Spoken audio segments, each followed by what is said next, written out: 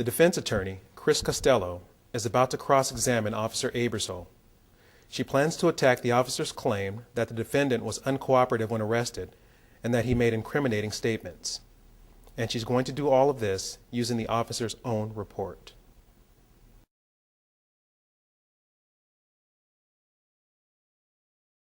Good morning, Officer Aebersold. Good morning. My name is Christine Costello, and I represent Mr. Sam, and I have a few questions for you. Okay. First of all, you wrote a supplemental report in this case? Yes, I did. You testified on direct examination that you received training at the police academy? Yes. Part of that training is on writing police reports. Correct. And part of the training is in writing police reports in an accurate manner. Correct. One of the things that they teach you, and you know in your experience, that the prosecutors use police reports to make determinations on whether to charge a person or not. Yes. And that's part of the reason why it's important to be accurate. Yes. You write your report shortly after the incident? Within 4 or 5 hours, And usually. That's consistent with your training? Yes. And in this case, you wrote the supplemental report within a few hours of your contact with Mr. Sam? Yes. And that was in October of last year? October 16th. So part of your training, and you realize from your experience, it's important to write the report shortly after the incident so it's fresh in your mind. Correct. You don't delay the writing so that your memory lapses. Correct. How many arrests did you make last year? Over 100. You can't remember every detail of every arrest, can you? Not every detail, no.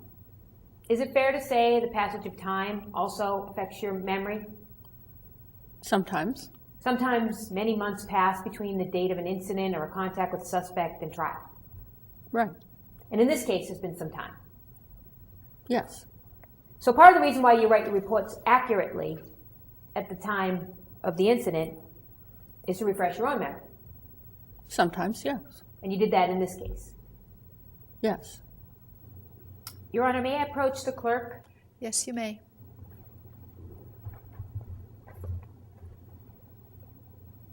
I'm marking this Defense Exhibit 3. Your Honor, I'm showing opposing counsel what the clerk has marked as Defense Exhibit number 3. Thank you. May I approach the witness? Please do. Do you recognize that? Yes, I do. That's your report, isn't it? Yes, I wrote a supplemental.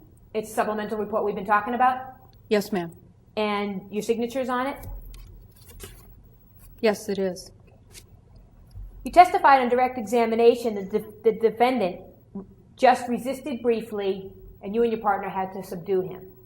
Yes. Do you remember that? Yes, ma'am. I want you to take a look at the report. Did you do that?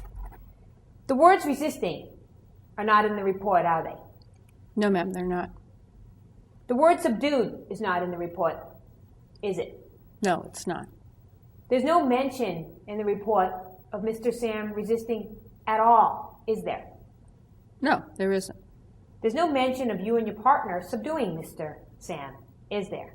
No, there's not. In fact, the report states, and I quote, "Suspect was placed under arrest without incident." Isn't that true? Yes, ma'am. That's what's in the report. Yes, ma'am.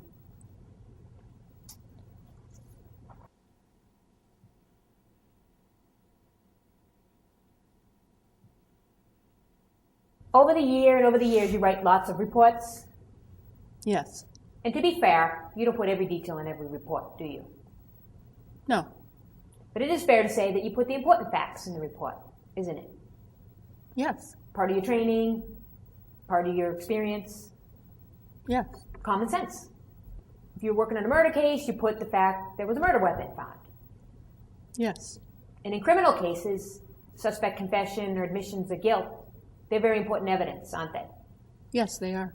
In fact, there's lots of police training on how to take a suspect's statement. Is that true? Yes. Record the statement if you can. Yes. Receive training on that. Yes. Audio tape, videotape. Yes. Now, in this case, did you tape record Mr. Sam? No, we did not. So the interview and the contact you had with him is not on record anywhere. Well, it's on record in the report, but So you put what he said in the report. correct. Well, let's take a look at that. The report that you said you put Mr. Sam's statement in doesn't have the words, "When will I ever learn?" in there, does it? No, it doesn't. And it doesn't have the words, "Why can't I stop this crazy self-destructive behavior?" Does it? No, it doesn't. It doesn't have the words, "I had it all" in there. No, And it doesn't have the words, "I didn't need the money, what's wrong with me?" no, it doesn't. And you wrote that report the night of the contact with Mr. Sam. Correct. And that is the only record of the interview and the contact you had with Mr. Sam. Of mine, yes. Thank you. Thank you, Your Honor. I have nothing further.